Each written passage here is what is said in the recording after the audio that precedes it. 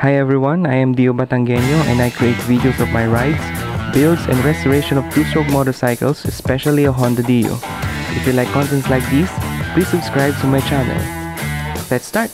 Okay, magandang araw. So, ngayon Q&A muna tayo, no? Tsaka konting tips. Bali may mga nagtanong lang sa akin na subscribers natin, ano daw bang magandang bilhin, Dio 1, 2, or 3? Ang sagot ko dyan is kung stock lang din naman at pang araw-araw, kahit alin dun sa tatlo, okay yan.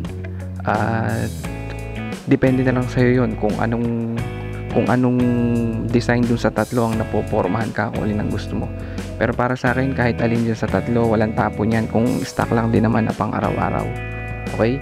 So, sunod na tanong, kung kakargahan, ang prefer ko would be Dio 2. Okay, ang Dio 2 kasi mas flexible, mas madaling kargahan kumpara sa Dio 3. Okay?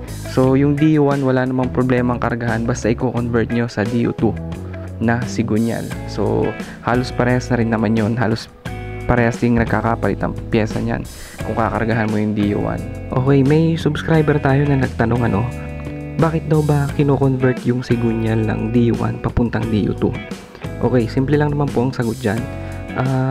Pagka kayo po ay mag-upgrade ng makina, isa sa mga basic na ginagawa para lumakas yung inyong Dio, kahit pa stock muna yung block mo at saka itong karburador, isa sa mga unang-unang ginagalaw natin dyan yung panggilid. So ang unang sinasuggest dyan, magpapalaki ka ng torque drive. Okay, so mas malaki yung diameter nitong torque drive mo. Mangyayari pag mas malaki yung diameter mo ng torque drive, yung belt mo magiging bitin, mas maikli. So magpapalit ka rin ng belt ng pang Dio 3 658. So pag nagpalit ka ng belt ng Dio 3 na 658, itong portion na ito gagalawin mo na rin, i-upgrade mo na rin to. Papalit ka ng pulley tsaka ng drive face. So bakit? Kasi yung pag nagpalaki ka ng torque drive at tsaka ng belt, yung belt dito sa pulley side, ipit na ipit yan pag Dio 1 na sigunyal. Okay? So, bakit ipit na ipit? Kasi itong spline na to ng Dio 1, maikli. Maikli siya kumpara sa Dio 2. Kaya kung mapapansin nyo, yung kicker cover ng Dio 2 ay mas makapal. Okay? Kasi nga, yung spline ng Dio 1 maikli.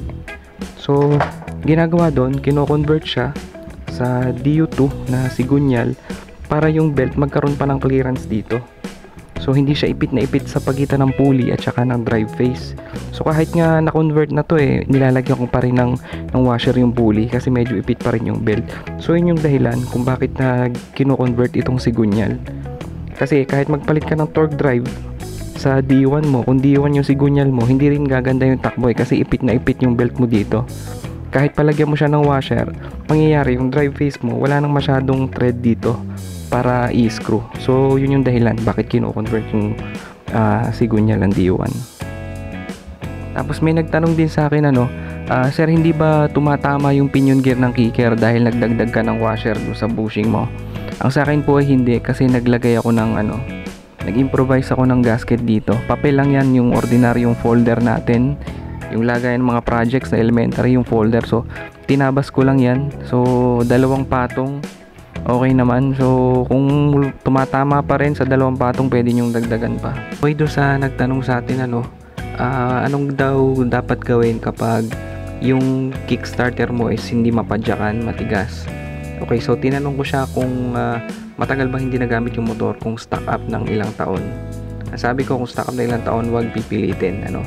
So ang una natin gagawin, tanggalin natin yung cover. 5 size 8 yan, 1, 2, 3, 4, 5 doon sa kicker. Kung meron kayong bell cover, tatanggalin nyo din yon kasi hindi nyo ito matatanggal nang hindi tanggal to.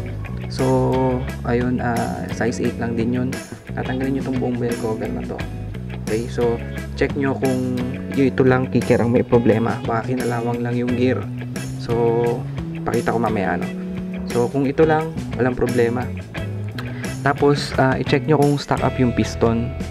Okay, kung stock up, try nyo pihitin yung drive face. Kung napipihit siya, di okay, hindi stock up yung piston. Pero kung stock up yung piston, bubuksan nyo to, yung head. Bubuksan nyo yung head ng block, tapos yung piston, subukan yung basahin nyo muna ng WD-40 yung paligid, yung baka kasi nag-seize siya sa cylinder wall. So mas maganda babada nyo muna ng WD-40 para lumuwag kung may kalawang man.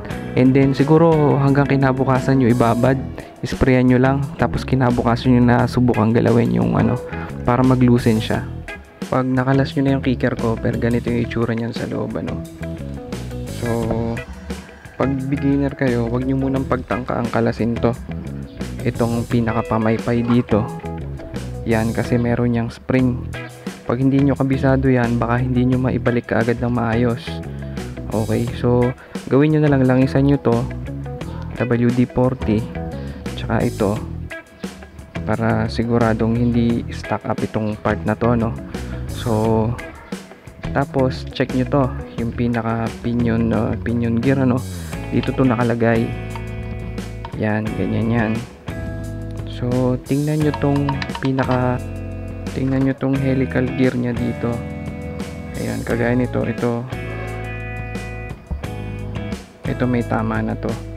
So yan, pagka nagkatama na ganyan, hindi nyo talaga may ipa-jack yan. Pero kung wala naman tama, grasahan nyo lang to, at saka itong paikot na to, yung pinaka groove nya dito, kasi meron niyang spring, parang positioner dyan. Okay, so lagyan nyo lang to, baka dito lang malagkit kaya hindi nyo maipa-jack. So yun, papalit tayo ng gear oil. So dito po yung drain yan, dito din yung fill up.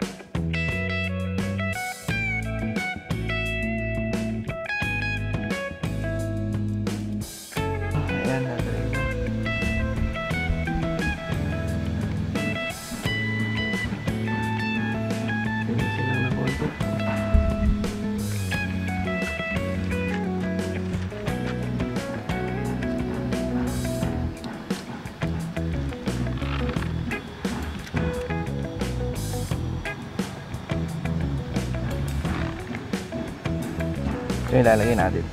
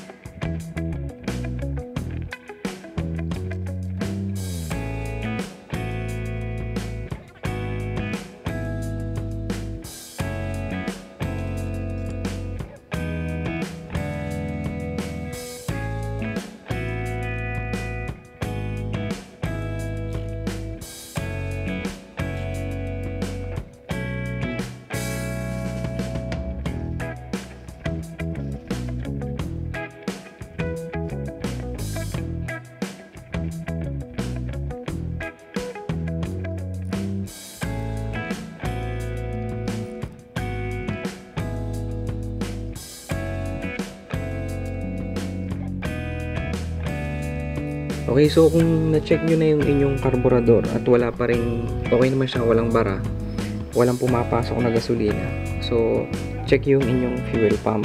Okay, so ito yung hose ng papuntang karburador. Okay, tanggalin nyo yan doon sa may karburador, tapos try nyo i-kick. So kahit hindi umandar yung motor, i-kick nyo lang ng i-kick, dapat may lalabas na fuel dito sa hose. Tanggalin nyo sa carburetor yung connection, ilaglag nyo lang dito yung hose, i-kick nyo, dapat may lalabas na gasolina kung gumagana na maayos ang inyong fuel pump. Now, kung hindi gumagana ang inyong fuel pump, i-check nyo lang to.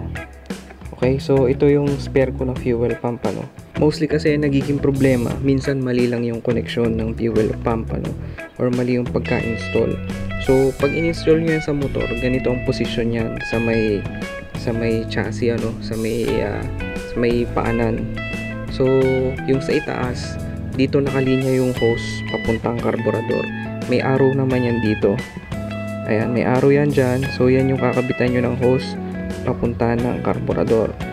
Okay, so dito merong dalawang linya sa ilalim. So minsan pag binabaklas to nung iba, nagkakamali ng kabit. Okay, so tatandaan nyo lang sa ilalim, dalawa yung pagkakabitan nyo ng hose ng tubo, no. So ito yung tanso. Okay, yung kulay tanso sa ilalim, siya yung medyo may parang may konting bulge dito. Diyan nyo ikakabit yung linya ng gasolina. Ito, dito ikakabit yung linya ng gasolina galing tangke. So ito yung suction line mo galing gas tank. Ito naman, dito yung linya ng hose ng vacuum line galing sa crankcase. Okay, so yun, huwag kayong malilito sa pagbuo. Dapat dalawa yung nasa ilalim, isa yung nasa taas dito sa gitna, dito yung papunta ng karburador. Okay, so now, kung magbubukas kayo ng fuel pump, ay 4 na tornilyo lang yan. So ito, ginawa dito siguro ng dating may-ari. Minodify niya na yung mga tornilyo, ginawa niyang flat screw. So malamang nilagari ito. So ako, I suggest wag niyong gawin to. Bili kayo ng special tool para dyan. So ito, wag kayong mag-worry na pag binuksan nyo, may magtatalsikan dito kung ano. Wala po. So basta kung paano nyo sa tinanggal, tandaan nyo lang, hindi siya ganun ka-complicated, ano.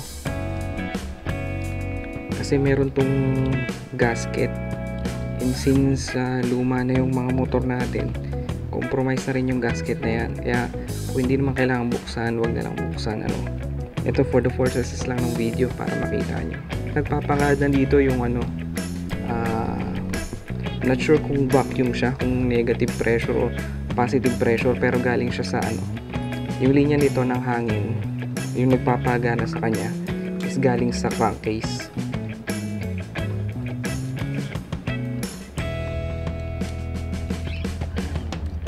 So yan, 4 na tornilyo lang yan. Wala namang tatalsik dyan. Ay, mabuksan na. Yan. Ito. So ingatan nyo yung pagtatanggal, baka mapunit yung mga gasket. Anyways, kung may replacement naman ito na part na mabibili kayo sa, I think sa Shopee, may nakita na ako dati. So ito yung side ng vacuum line, ano. Okay, ito yung side ng vacuum line galing sa engine. So kung makikita nyo, itong fuel pump natin is diaphragm type. So ito parang may plastic siya dito sa gitna, meron siyang parang plastic membrane. Ayan, so ang tawag dyan is yung diaphragm. Pag yan ang nasira at nakita nyo butas, wala nang pag-asa yan, sira na yan. Okay, so ewan ko kung makakadiskarte kayong humanap ng pamalit para dito, pero ewan ko kung anong same material ito, pero parang acetate type siya. Yung gaskets, napakahirap ding humanap kung mayroong repair kit para dyan. I suggest bumili na ng bago o ng surplus, pero once makita yung butas na to, wala na yan.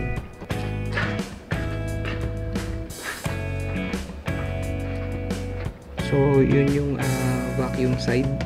Ito naman yung fuel side, ano. So meron siyang mga valve, siya yung magpa-pump. Okay, so ito kabilang side to ng diaphragm. Dito magta-transfer ngayon yung, sana hindi masira. Okay, again, pag ito butas na, wala na yan. Ingatan yung pagtanggal.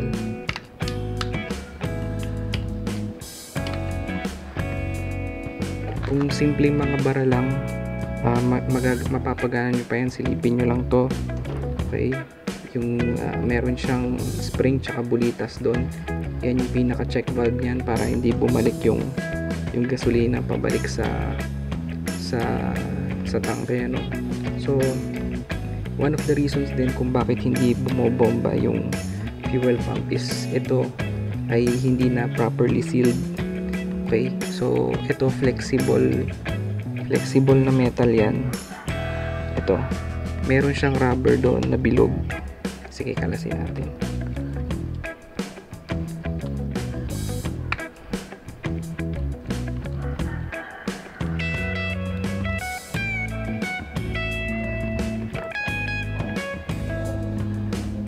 So ganito yung itsura niyan. Para siyang ano ba to? Para siyang valve na magsisil dito. So ito meron siyang rubber. Dapat ito properly sealed pag lumapad dito. Diyan. The same goes dito sa kabila. Okay. So dyan lumilipat yung gasolina natin from tank to fuel hose line. So pag ito hindi na properly sealed dito, pwede nyo namang baluktutin to.